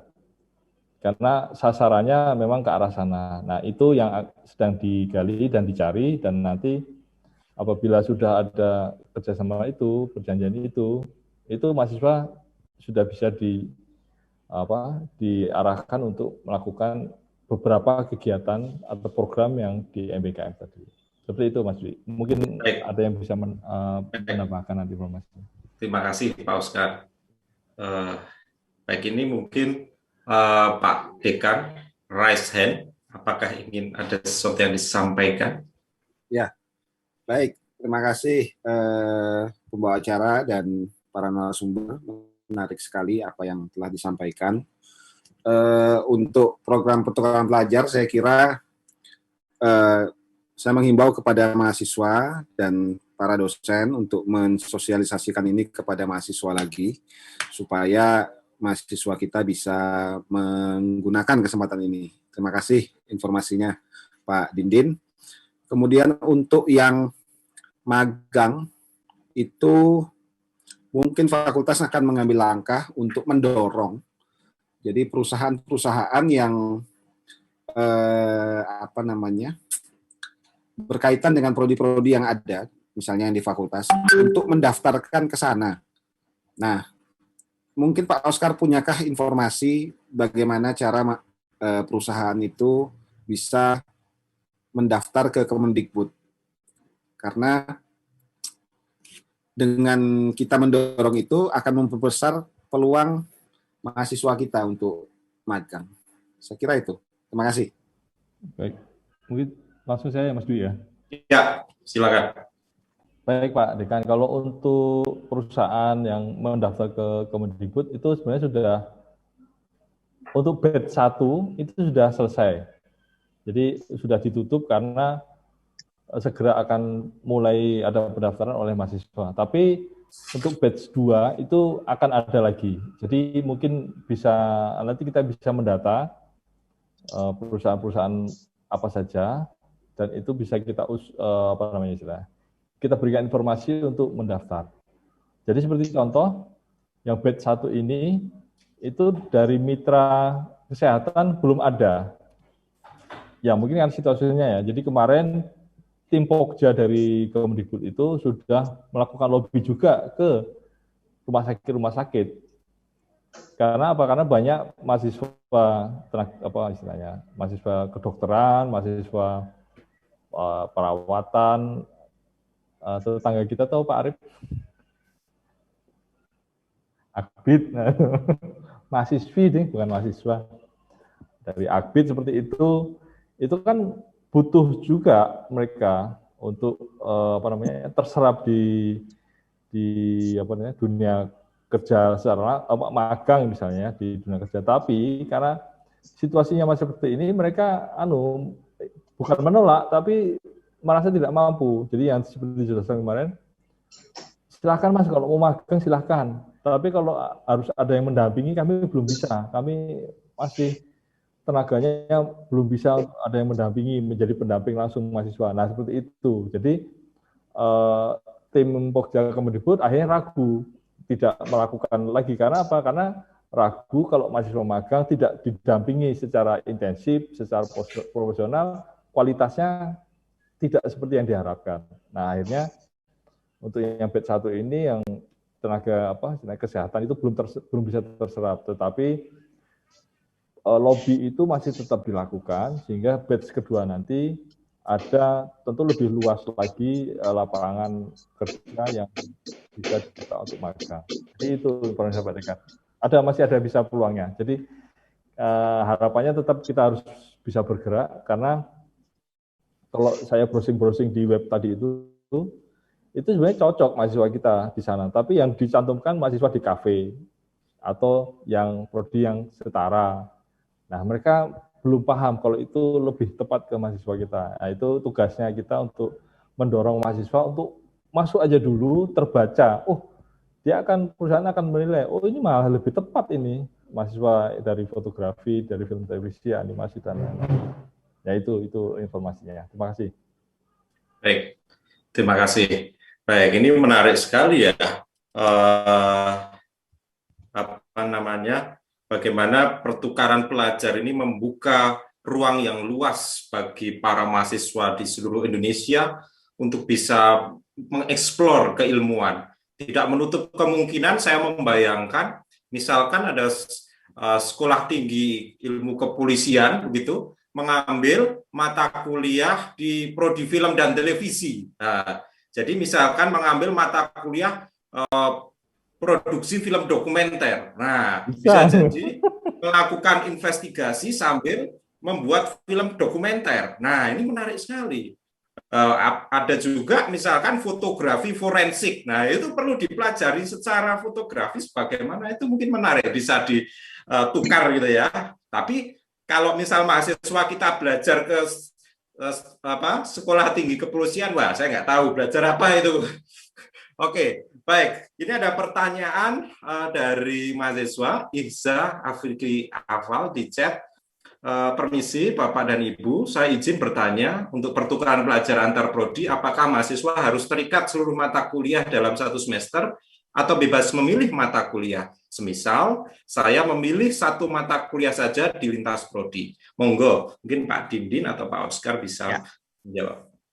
Ya, terima kasih. Jadi begini, ketika sosialisasi awal tentang pertukaran mahasiswa Merdeka ini, memang tadi yang disampaikan oleh Pak PD1, Pak Edia, tentang bisa mahasiswa memilih di perguruan tinggi yang sama, bisa prodi yang berbeda, bisa dengan perguruan tinggi yang lain.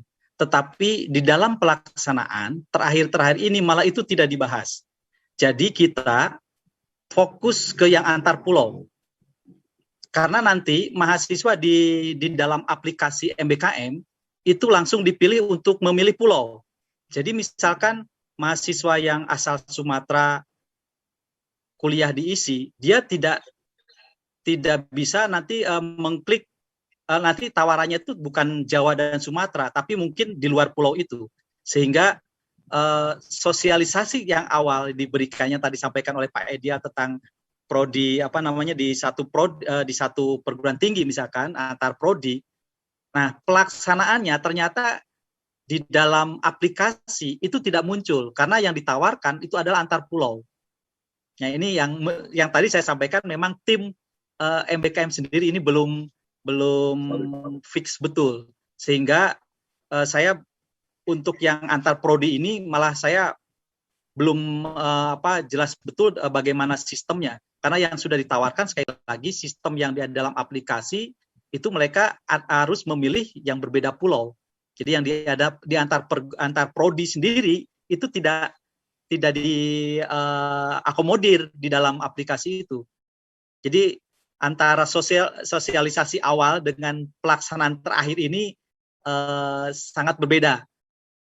Jadi yang tadi saya sampaikan tentang pertukaran antar pulau itu yang terakhir kita sering bicarakan dan ada di aplikasi. Sementara yang antar prodi di satu perguruan tinggi atau satu fakultas itu tidak muncul di dalam sistem aplikasi MBKM. Begitu yang bisa saya jawab. Baik, terima kasih Pak Dinin. Apakah Pak Oscar mau menambahkan? Cukup? Oke, ya, sedikit. Ya, jadi itu mungkin nanti bisa dicek juga yang di website itu ya Pak Dinin ya. Jadi yang sudah tadi saya buka itu kan ada 3 program baru yang bisa dijalankan, magang, pertukaran mahasiswa merdeka, sama proyek independen. Nah, itu mungkin untuk yang baru bisa dijalankan yang itu 3 program yang ada di website itu aja dulu. Itu aja mungkin, Mas. Ya, dan pertukarannya mungkin yang antar pulau dulu ini Ya, sebenarnya. yang antar Jadi pulau yang dulu. antar prodi di satu fakultas dan satu perguruan tinggi sepertinya belum bisa sekarang. Jadi mungkin yang sekarang itu karena lebih mudah nanti aja itu. bisa yang jadi antar pulau dulu aja. ya. Karena kemarin saya juga belum bisa membuka aplikasi itu, tetapi kemarin saya mencoba mengajak mahasiswa untuk membuka, ternyata isiannya seperti apa. Itu tadi. Jadi mereka diminta untuk membuka, memilih datanya dilengkapi, termasuk KTP, sehingga begitu dia masuk di situ, nanti begitu memilih perguruan tinggi, nggak bisa KTP, daerah yang tidak sesuai KTP dia tidak ditawarkan, dan perguruan tinggi yang dia tempati tidak ditawarkan, jadi di pulau yang lain. Pulau Seribu. Baik, terima kasih Pak Dindin dan Pak Oscar. Ya mungkin seperti bayangan saya tadi, mungkin yang antar prodi, antar perguruan tinggi sedang dipersiapkan. Ini mungkin yang sedang dibuka adalah yang antar pulau. Nah, kalau saya jadi mahasiswa, sepertinya saya akan memilih Pulau Bali untuk pertukaran pelajar ini. Jadi ada istilah ini work from Bali, tapi bagi mahasiswa learning from Bali. Ya, ini kan menarik sekali. Jadi jalan-jalan sambil belajar, gitu ya. Oke. Baik. Karena waktu juga sudah menunjukkan pukul 21.17, kiranya mungkin ini sudah malam. Maka untuk menutup acara pada malam hari ini, sudah untuk menutup pada malam hari ini, kami berterima kasih pada para pembicara yang pada malam hari ini memberikan materinya pada Bapak Dr. Edial Rusli, SE MSN, pada Bapak Dindin Heriadi, SSN MSN, dan pada Bapak Oscar Samaratungga, SE MSN, dan pada Bapak Arif Sulistiono, MSN. Terima kasih telah memberikan materinya. Nah, untuk menutup acara pada malam hari ini, kami persilahkan Bapak Dekan untuk memberikan closing statement dan motivasi bagi para mahasiswa untuk program MBKM ini dan sekaligus menutup acara pada malam hari ini. Kami persilahkan Pak Dekan. Baik, terima kasih. Yang saya hormati seluruh dosen yang hadir serta para mahasiswa, saya ucapkan terima kasih atas waktu dan upaya berbaginya untuk MBKM ini. Terima kasih karena sudah mensosialisasikan ini pada user, yaitu mahasiswa, dan mudah-mudahan apa yang telah disampaikan dapat dioptimalkan oleh mahasiswa, dan rekaman sosialisasi ini nanti juga bisa kita share kepada mahasiswa agar apa yang telah disediakan oleh pemerintah ini bisa bermanfaat. Dan Fakultas Seni Media Rekam berkomitmen untuk menjadikan MBKM ini salah satu bagian penting karena sudah masuk dalam trilogi FSMR, yaitu MBKM. Akan ada penyesuaian yang dilakukan, terlebih setelah ada sosialisasi ini, tentu fakultas siap beradaptasi dan mudah-mudahan demikian pula dengan mahasiswanya. Saya kira itu. Sekali lagi terima kasih semuanya, dan untuk menutup saya kira Pak Ideal saja yang menutup supaya lebih seru. Terima kasih. Saya kembalikan ke pembawa acara. Baik, terima kasih Pak Irwandi. Nah, Bapak Ideal Rusli, kami persilahkan untuk bisa menutup acara pada malam hari ini. Monggo.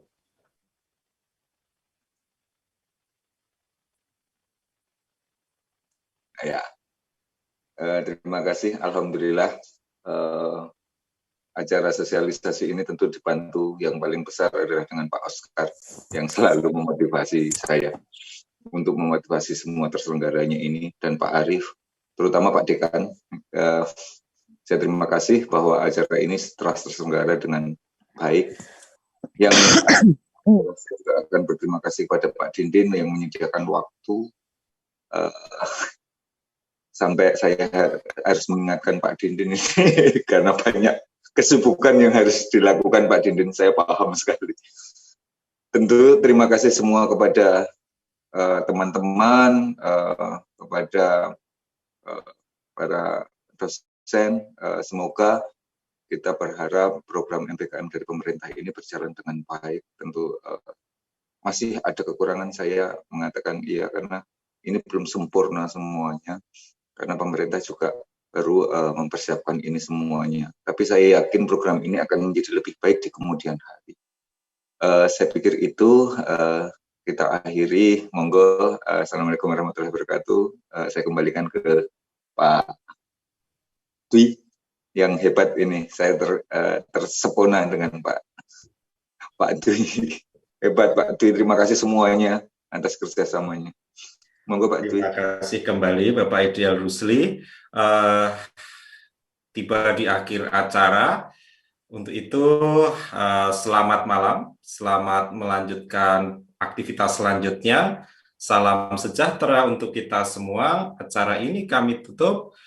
Salam, dan salam. Sampai jumpa di lain kesempatan. Terima kasih, dan terima kasih.